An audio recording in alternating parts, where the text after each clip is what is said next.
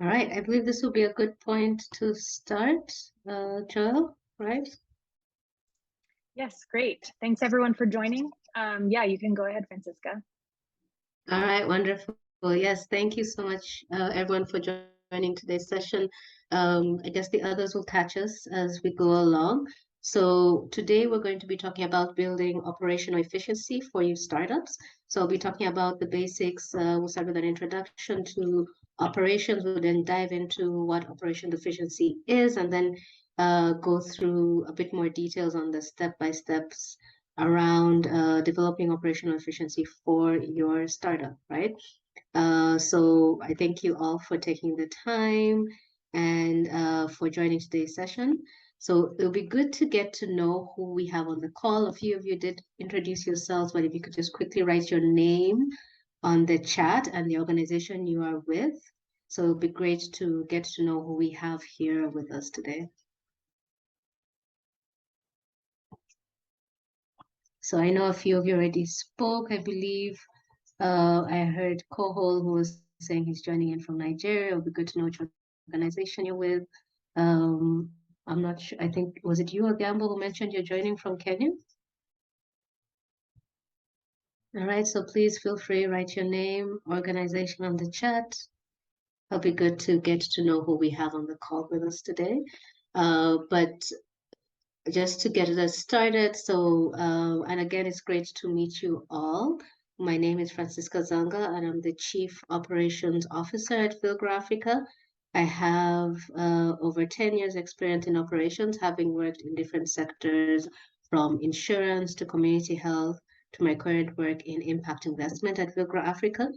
I am an actuary by training with a master's degree with distinction from Heriot-Watt University. I'm very excited to be speaking to you all today on the basics of building operational efficiency for your startups. And I'm hoping that we can have it as a very interactive session where feel free to ask any questions you have, place them on the chat, or raise your hand. And I know we'll have a few team members here who will help me in managing that as I present my screen. But yes, great to meet you all. And I see you're already putting in your names. We have Kohol here from Binyo. It's great to meet you, Kohol. We have Daniel from Dawapay. We have Christopher from Shujero as well. We have Bernard from Kenya. You're with Radiant Therapist, working with Nakuru County. That's great. All right. So why don't we get started? So this is what we're going to cover and what you should expect in the next 1.5 hours. I'll start with an introduction to operations and operations efficiency. I have broken down after which we'll go into building operations efficiency, where I've broken it down of operations efficiency through 3 key pillars, that is strategy, process, and data. We'll dive into each of these in more details, followed by an overview of the benefits of operational efficiency and factors to consider. You have, again, opportunities to ask questions at the end as well, but feel free in case any question comes up as we go along, place it on the chat, and I'm sure my team will be able to ping me to respond to the same. So why don't we get started with our introduction of what is operations? And I'm assuming if you've joined this call, you do come from an operations background, or you're the one perhaps leading operations within your organization. So if you could just quickly type on the chat or raise your hand in your own words and your own understanding, what is operations? I see we have Flora based in Kenya. You're a registered nurse and aspiring entrepreneur. Thanks for joining. So who would like to take this question? What is operations? Yes, Christopher, go ahead. To me, operations is managing the day-to-day activities of the organization. All right, managing the day-to-day activities of the organization. That's good. All right. So Christopher has mentioned that it's the day-to-day running of an organization, which is correct, because operations ideally is the inner working of the business or an organization. It's ideally all the different facets that keep the engine running. So if you think about the work that you do in your respective organizations, I've seen here we have nurses, we have therapists, we have Daniel who's from Dawapay, we have Binyo, a femtech company. So if you think about the day-to-day activities that you do to keep your organization going, that is what operations is. It's basically the engine that keeps the work that you're doing or your organization running, right? So keeping that in mind, then the question becomes, so what do we mean when we talk about developing operational efficiency? Yeah. So here we're looking at how do we effectively set up that, how do we ensure that that engine, which is our organization, is running smoothly and efficiently. And here I'd like to do a bit of an exercise just to also get us into the spirit, let me say, of the session. So I'm going to give us a bit of an exercise to do here. And I'm going to place a link on the chat, right? So feel kindly, you could click on that link. I'd like to hear in your own perspective, what does it mean to be efficient in operations? And you can use either one word or two. Hi, Brandon, thanks for joining. So you can use either, you could use a word or maybe 1 to 2 words in your own in your own understanding of what operational efficiency means. So let me share that screen for this leaderboard. So I'll post it on the chat, and I think this will be a good way to begin to get into the groove of the discussions. I like having my sessions as more of open discussion. So let's so feel free. Have we all had a chance to click on the link? I see some results are already coming in. Let me share my screen. Right, so I'm just going to share my screen here. I see a couple of you have written optimize and resource. You've written cost effective. I see some of you have responded and written well-functioning system. We have principle, Kazan principle as well. So yes, keep the responses coming. What does it mean, in your own words, to be efficient in operations? And I'm seeing the responses are still trickling in.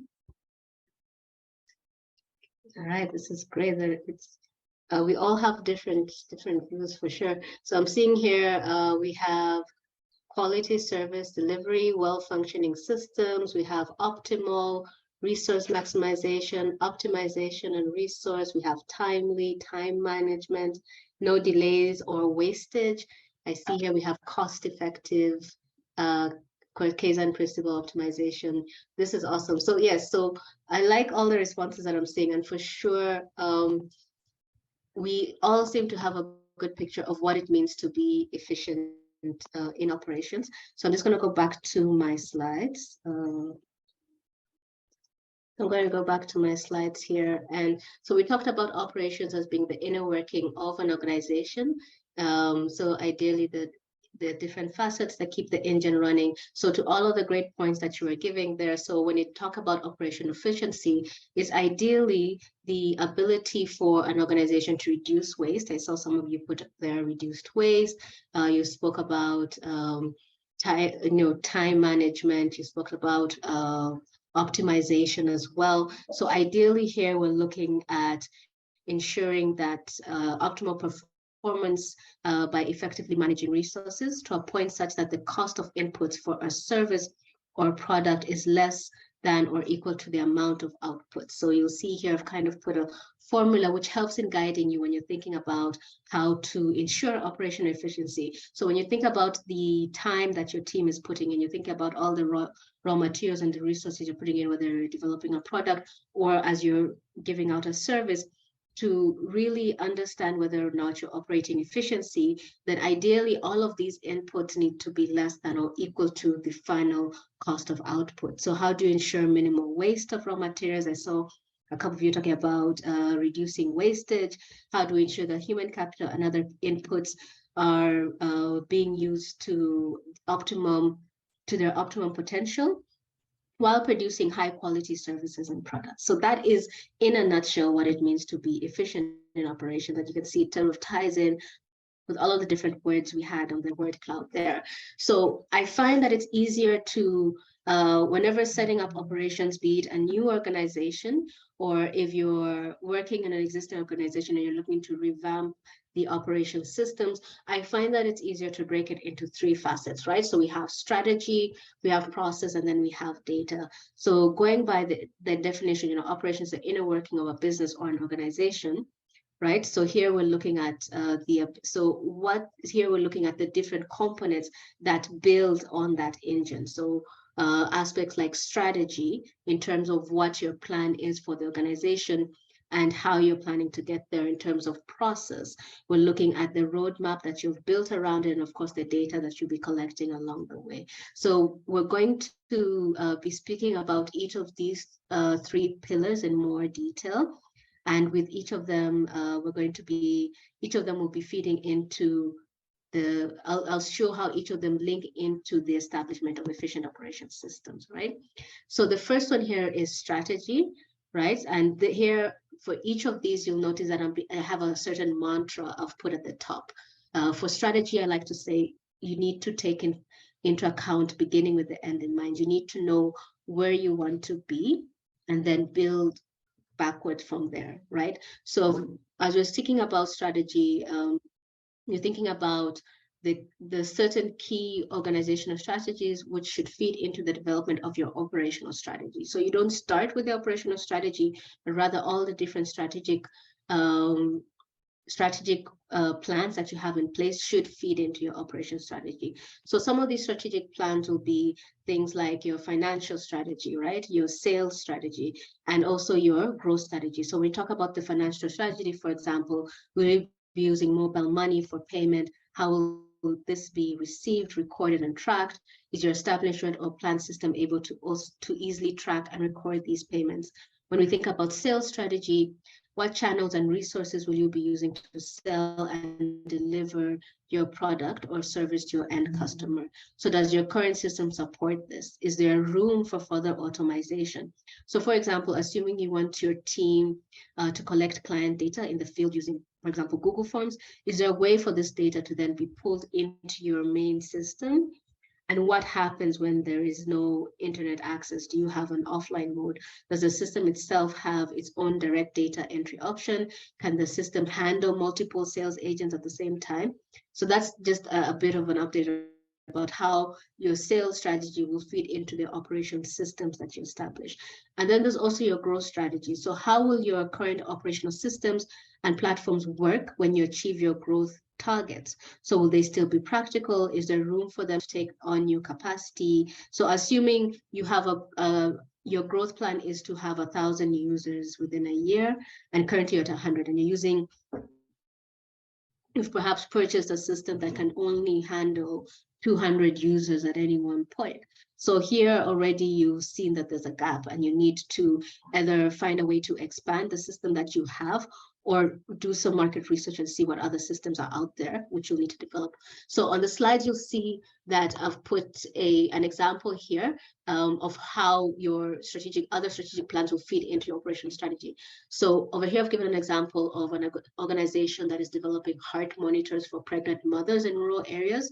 And their go-to-market strategy is partnering with community health workers.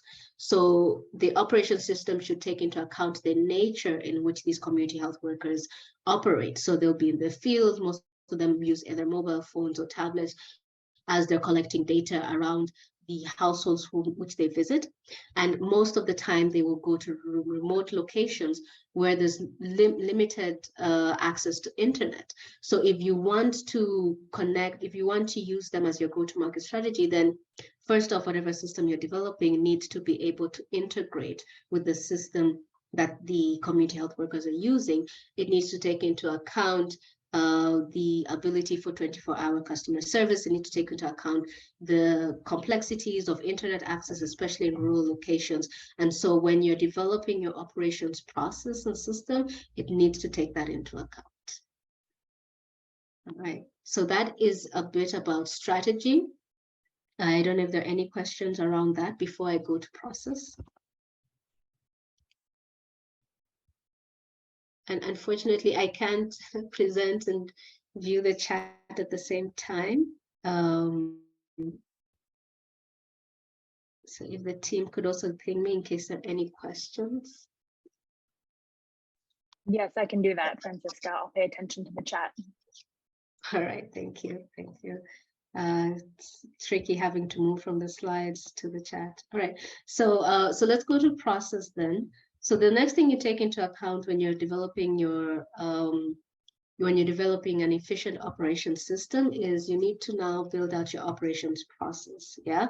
And so here the mantra I go with is first off, map out what you do from A to Z. So you need to be aware and cognizant of your entire value chain from A to Z. And here I'm going to give us an example which we can work with just to make it a little easier to relate to your respective organizations. So I'm going to take an example of an organization that is manufacturing mattresses using textile waste. So basically they go to textile manufacturers, collect all the unused fabrics and the waste that comes out of there, and then they're going to use that to develop mattresses. Yeah.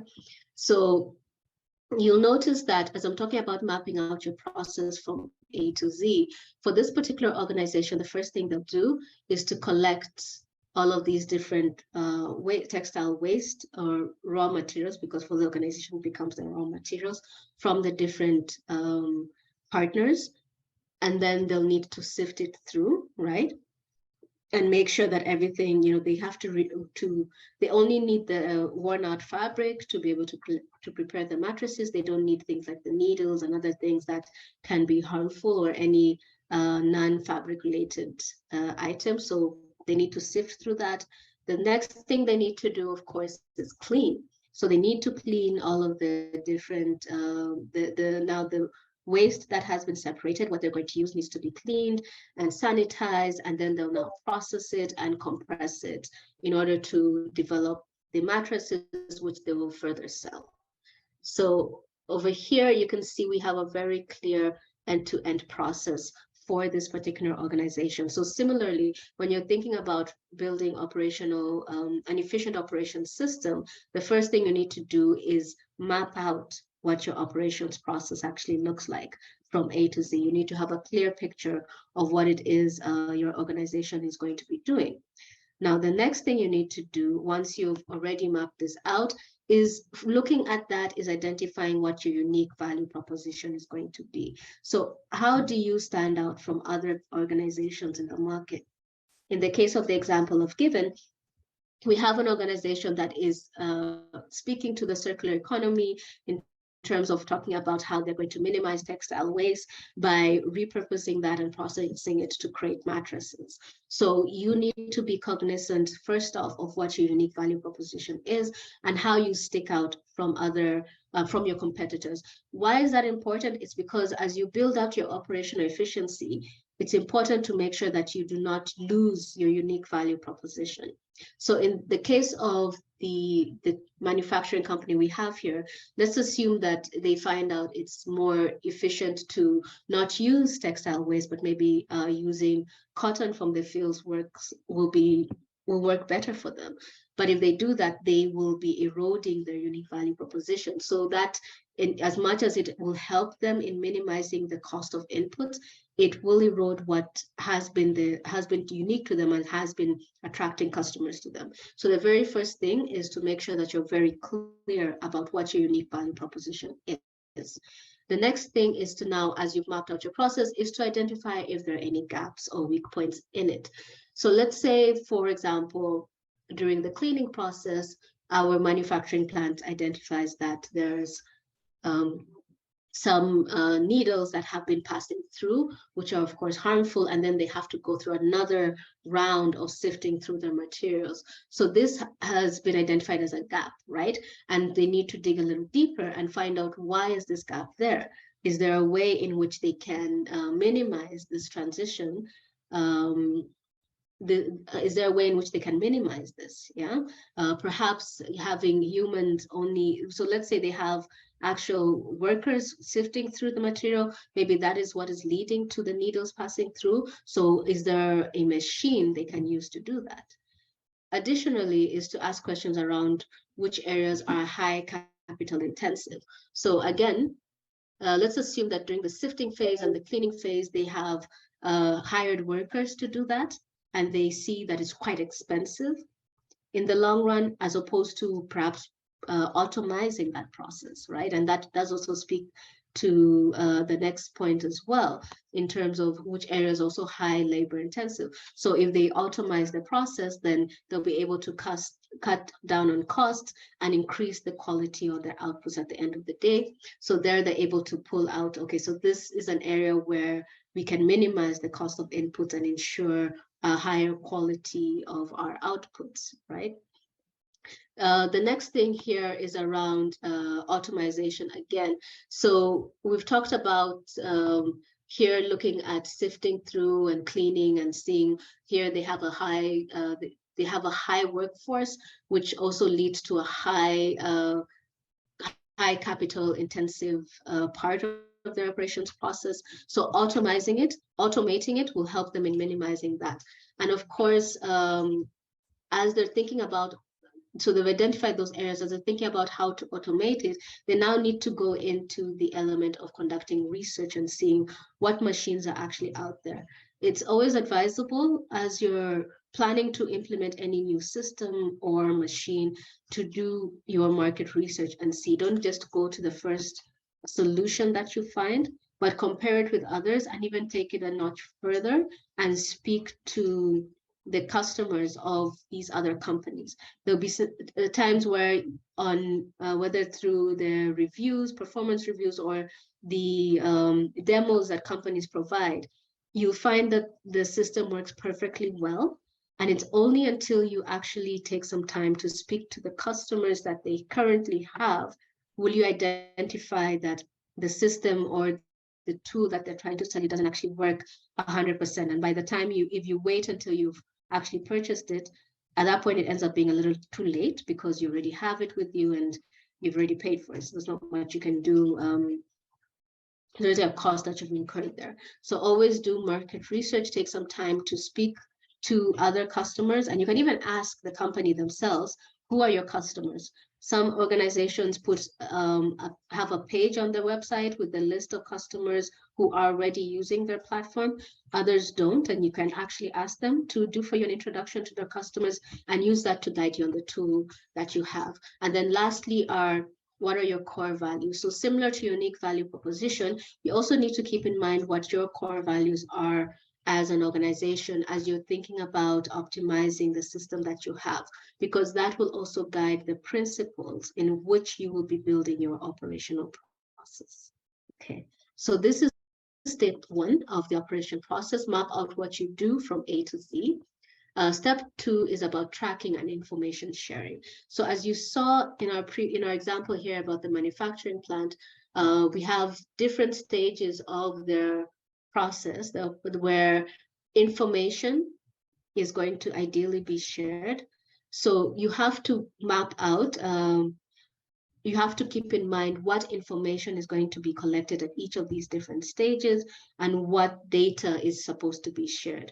So here you need to keep in mind, what do you need to ensure smooth sharing of information across the A to Z? So ideally, what information is needed, in what format should it be shared, and to whom should it be shared? So for example, what information is needed? Here we're looking at, let's say you've already identified, going by the first example of the manufacturing plant, that you need to be cognizant of the raw materials that are being collected, how much of it is being collected, maybe to the point of the weight or the kg, so that you can keep in mind how many mattresses your organization, again, I'm using the example we gave, how many mattresses they can produce at the end of the day. So this speaks to what information needs to be shared. And so as you have your agents going to the field and helping you in collecting this raw material, they need to have a platform where they can actually record the number of units that they've actually collected.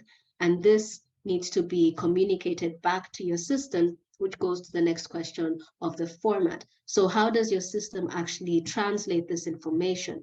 In what way is it able to interpret the information given? So for example, if your system only reads the information, let's say in tons or in kgs, then you need to be able to ensure that the translation of that data collected in the field into the system is done in a format that the system can actually read and interpret it and be able to use that to produce a report around the projections for production at the end of a month, for example. And then to whom should it be shared? So who needs to know how much raw materials is available? How will this ensure adequate production of mattresses? So for example, assuming that you have a sales team who's now going out and getting for you customers to purchase the mattress at the end of the day, whenever an order comes in, they need to be aware of whether or not they can actually communicate, they can actually fulfill that order, right? So in order for them to do that, then they need to keep in mind how much is currently being produced. And that can only be predicted by knowing how many raw materials have actually been brought into the manufacturing plant. So keeping in mind who needs to know this information ensures that the system is able to communicate the right information to the right person at the right time, and then also going by when should it be shared. So if the sales agent needs this information in real time, then as you're building your operations system, can it communicate data straight from the field into the system? And do your sales agents have access to that system when they're on the field? Is it something that they can very easily look up? Or will they need to first come back to the office to get the data and communicate back? And what will your customers actually expect? Will they expect to get on the go real-time feedback on how much they can potentially place an order on and when they should expect that order to be fulfilled? If that's the case, then as you're building out the system, then that is things that you need to put into your specifications around what will be required for your operation system. And then also the system set up, you've identified allow for this. So we have a couple of questions here that we've asked, right? And each of these questions are guiding you in the tracking and information sharing of your operation system. Now, assuming that you have been existing for a while and you already have a system in place, then the question we'll be asking here is, does your current system allow you to do that? And if the answer is no, then how do you set up your system to be able to do that? What edits do you need to make? What gaps exist for you to be able to achieve that? Now, the next stage of the process is regular training and reminders. So once you've identified all the gaps that are within your system and you've established an effective operation system, you've put in the necessary information sharing, you've put in the necessary process flow, the next thing you need to do is now onboard your team. So ideally, it's best to have one system that meets multiple needs rather than multiple systems. This often eases management and use and saves on cost and ensures a steady flow of information and data.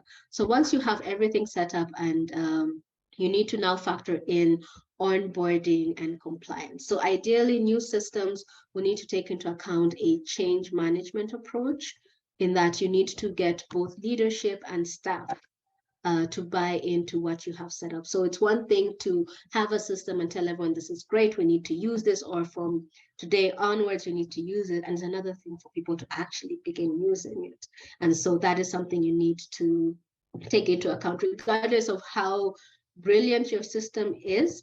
If your staff and especially your leadership team is not on board with what you've established, then you will see gaps within the process because people will not use it, right? So once you have everything set up, so here now you need to start the onboarding and training of your team. So for newer staff, it's often a little easier because during the onboarding session, you will take them through your system and you'll train them on it and they'll begin using it. But then for staff who have been with the organization for a while and perhaps are used to paper-based approaches, rather than an itemized system that both the data they record. So they will take a little longer to adapt to this new system, and that is, it's human nature. We tend to be creatures of habit, so that's expected. So regular reminders, having a training session and regular reminders will help in getting your team onboarded into the new operation systems and processes that you've set up.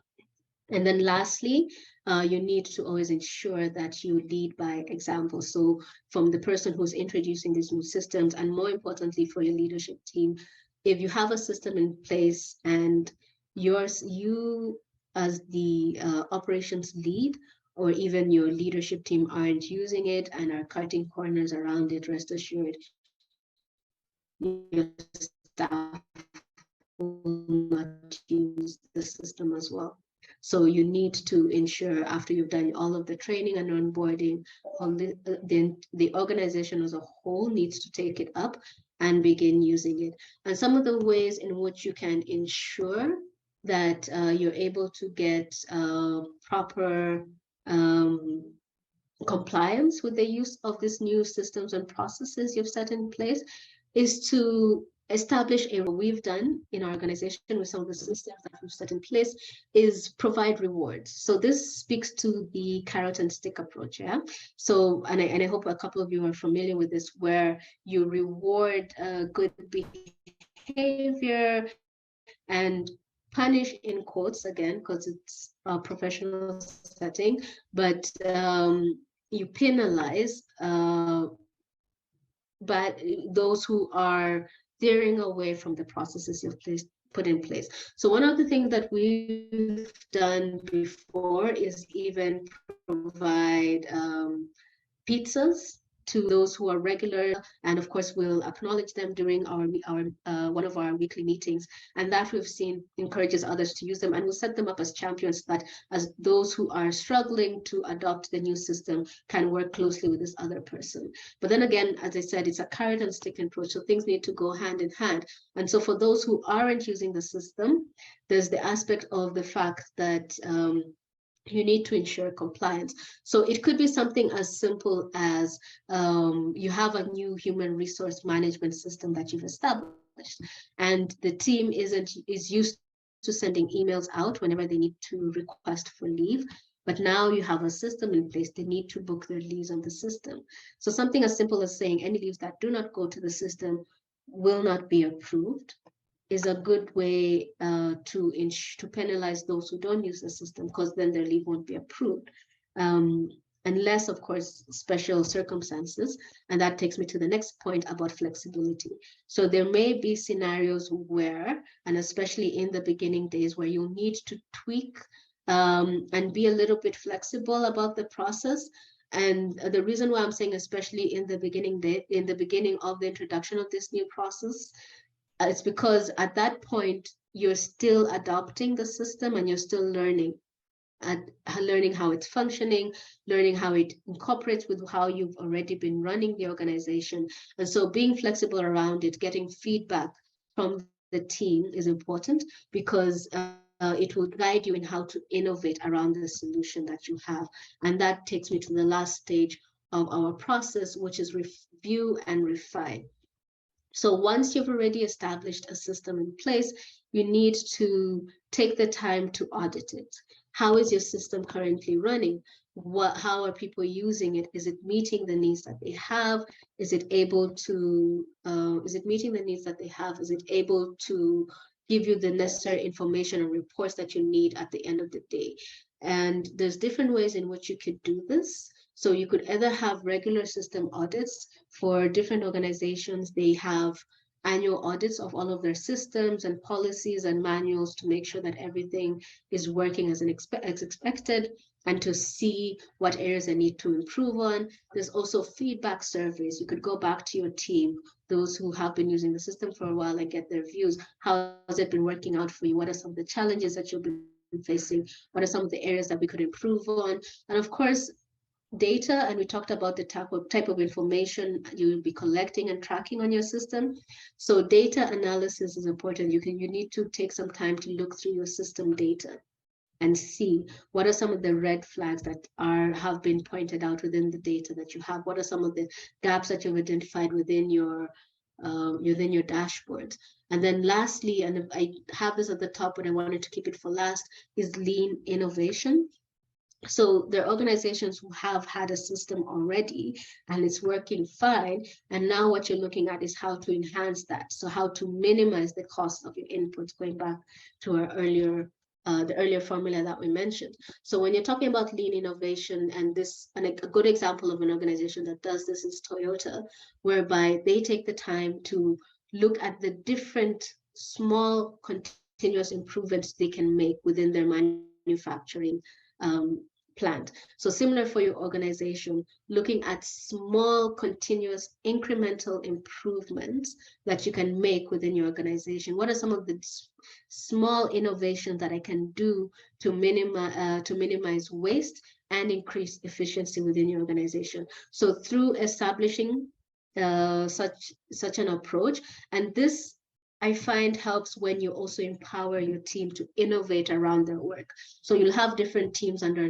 operations. You have people working in finance, people working under HR, people working under administration.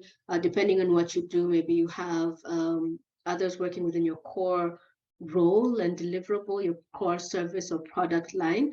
So each of these different teams, you should empower them to be able to innovate around their work, and each of the small incremental improvements they're able to make around the work that they do will help in ensuring that you're able to minimize the cost of inputs for delivering that final output that you have, that final service that you provide, or that final product that you're producing for your organization. So this is the second pillar around how to look at building an efficient operational system for your organization. Now, the third and final pillar is about data management. And over here, the mantra I have is around information is power.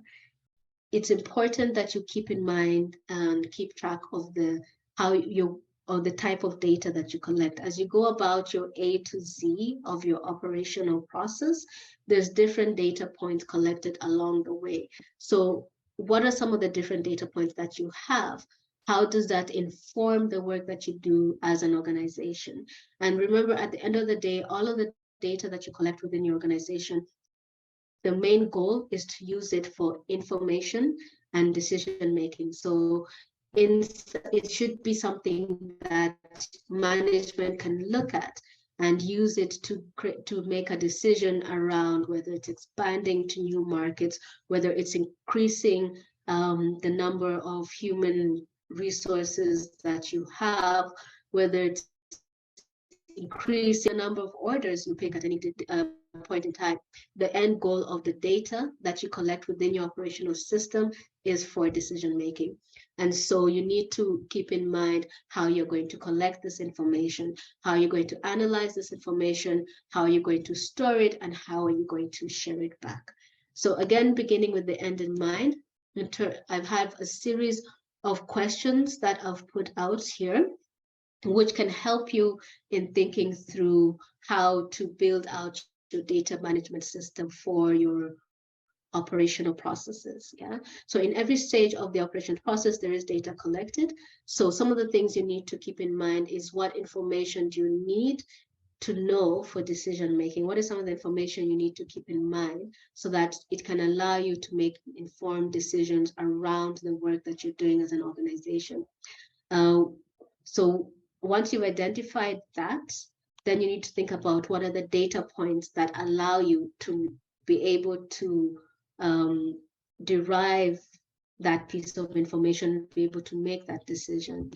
And then you need to think about how often do you need to make this information. So we gave the example about the sales agent who's in the field collecting orders from different customers. So they might need that information in real time, and they'll probably need the information in terms of looking at the potential outputs or the potential manufactured mattresses at the end of the period, and they need to be able to use that to communicate to the customers.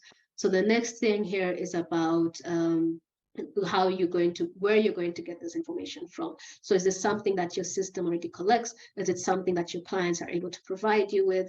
So looking at, again, the example we gave of the manufacturing plant, as they're going around and collecting the raw materials, are they able to actually weigh it, or are they collecting it from your partners? Are your partners able to keep in track how much they've actually provided to your agents? And of course, if the information is yes, then what format is that data collected to in, and is it something that your system can synthesize? If no, then what is the easiest way you can get them to share this information? So if it's not data that you're already collecting and it's not data that is within your system, then how can you get that information at an easy and at an easiest way possible? Once you've established the type of data you're going to collect, how you're going to collect it, where you're going to store it, you now need to think about the what you need to do once you have the data in place. So you need to be thinking about data storage, and here again, beginning with the end in mind, we think about what to do when we get this data. Is there any analysis that needs to be done?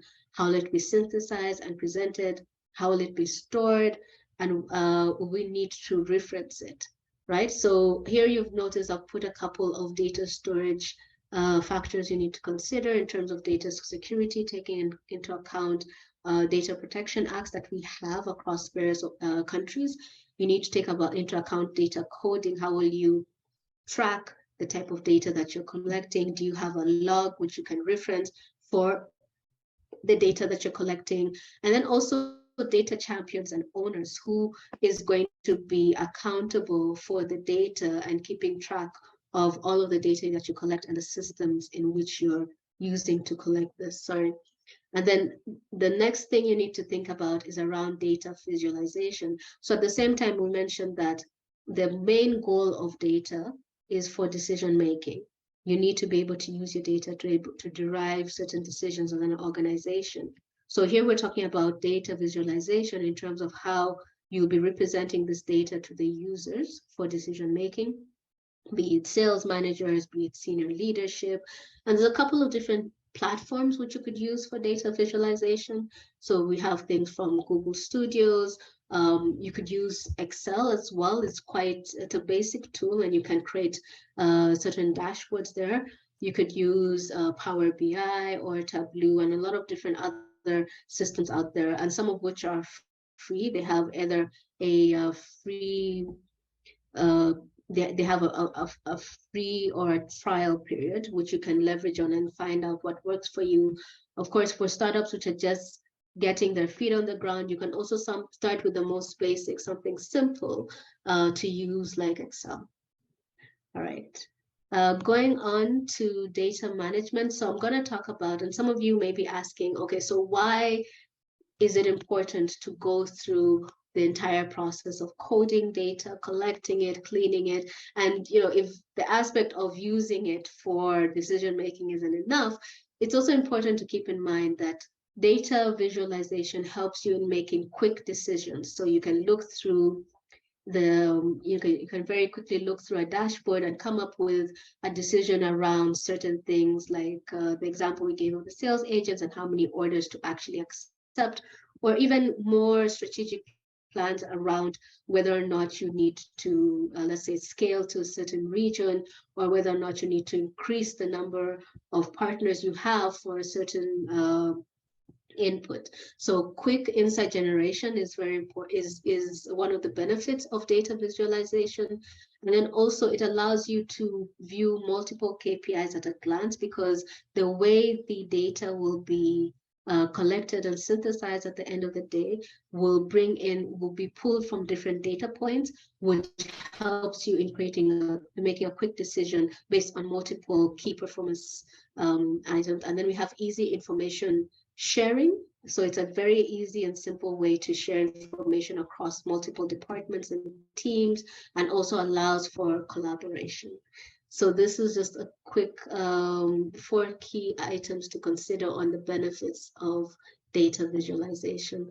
And as we towards the end, I don't know if there are any questions on the chat, but I did want to leave the remaining 30 minutes for Q&A. So as we round up, some of the benefits of operational efficiency is that when you have, we talked about the formula around building operational efficiency, which is minimizing the cost of inputs to be able to that allow you to still continue to produce high quality outputs. So how do we ensure that our cost of inputs are less than or equal to our outputs?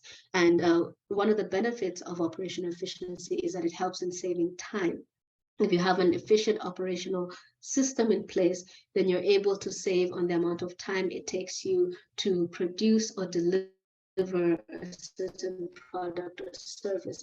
It also helps you in minimizing cost. So if you have a system in place, we had the manufacturing plant where we saw that there's certain areas where they could reduce the labor force and instead automate or bring in a machine. That machine will ideally work faster, help you to sift through more raw materials and allow you to produce more mattresses at the end of the day and fulfill more orders. So that is the other benefit of operational efficiency, is that it helps you in minimizing cost.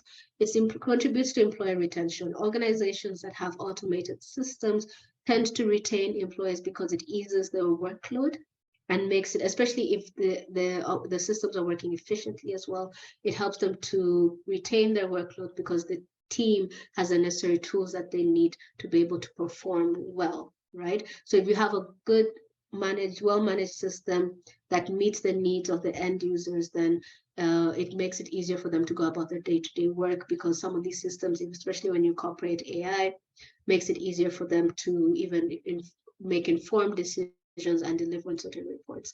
And then, of course, it adds to your competitive advantage. When you have a system in place, it helps you differentiate from your competitors when it comes to things like when you're trying to attract customers and your customers are able to go to a certain platform and order directly, or when they're able to view certain components about their product or service through your system. And also if they're able to get a certain product or service from you faster than they would your competitors, because you're operating at a more efficient level, then that will make it, that will help you stand out from others, and more customers would want to use the system. A good example of this is you can see in the telcos. So we have, for example, in Kenya, we have Safaricom and Airtel. You'll see that one of them has a higher, the way they've set up the operational systems and the way you're able to conduct certain request on their platform is easier on one than the other, and that also translates to the amount of customers one has versus the other. So something also to keep in mind. And then lastly, factors to consider is around information is power. So always ensure that at each stage of your operations process, you're collecting data and using the data that you collect. So it's one thing to collect data, it's another thing to actually use it. So make sure that you're able to use your data, synthesize it to be able to guide you in enhancing your process and what you're doing. Technology is your friend. So a lot of people shy away from it. It might sound easy in theory to use a paper format as you're building out your operational process, but in the long run, it does make your work a lot more cumbersome. So where you can, automate, and if possible, automate using one system rather than multiple systems. So this goes to consolidation there.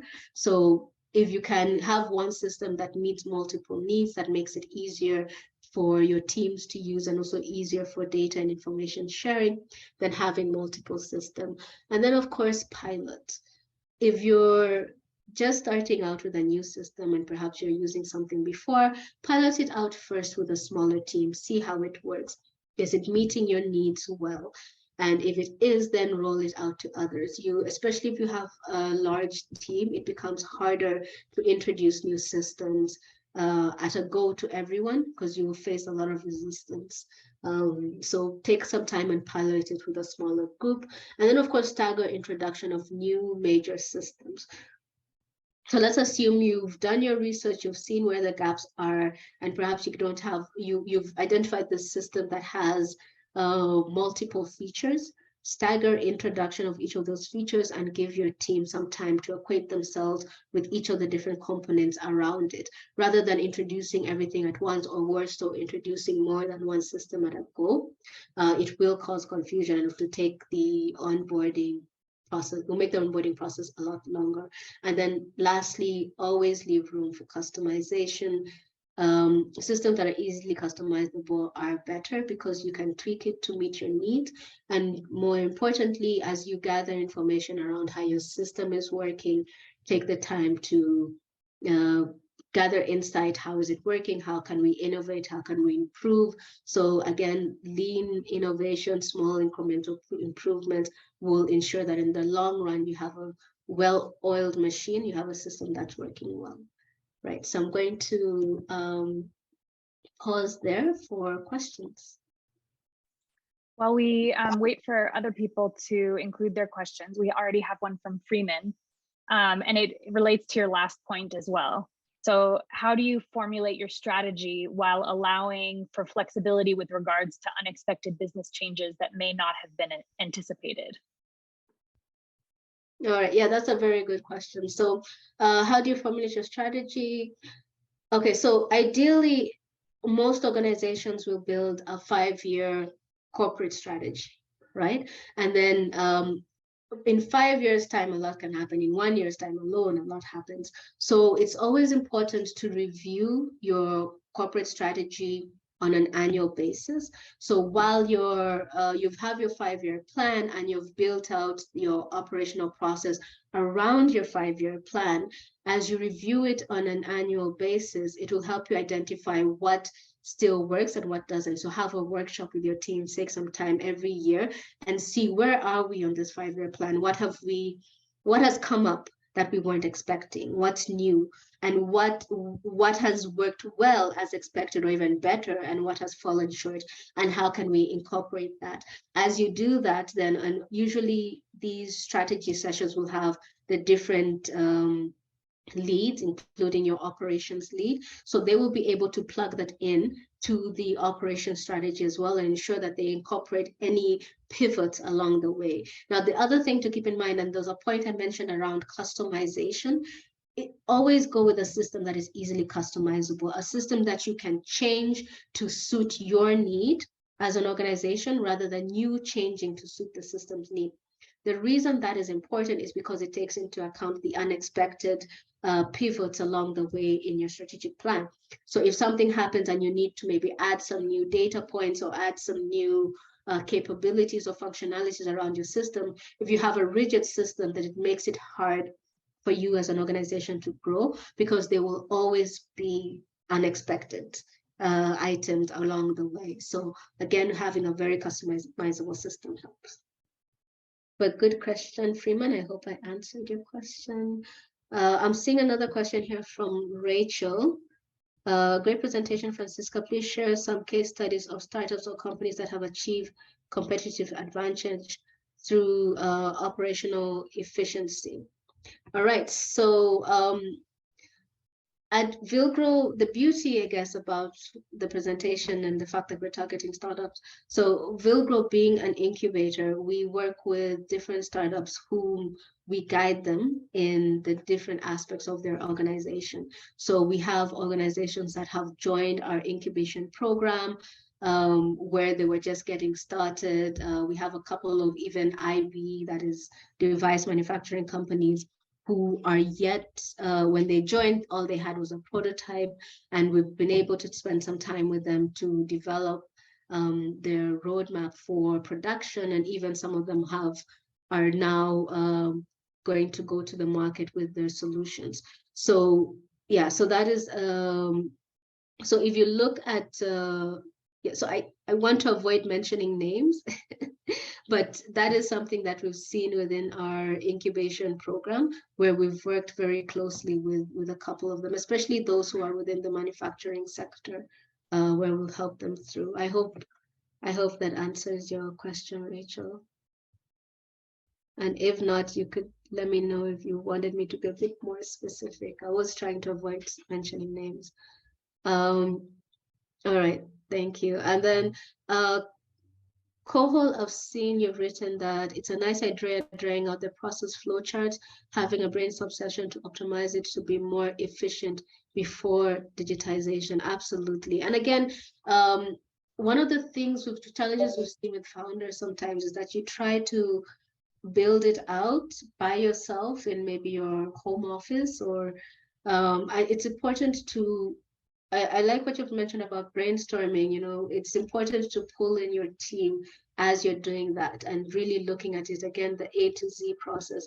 Map out A to Z, see where the gaps are, see where there's opportunities for optimization, see where these opportunities for automation, see where there's high labor intensive, but it's high capital intensive, and of course how you can automate and lower the cost around that. So yeah, I don't know if there are any other questions. All right, and then maybe just to dive in a little more to Rachel's question. So there is a company that we've worked with which developed an app that, unlike most of the other startups they had, it provided information and training to the customers that they had. So most of the competitors didn't have that.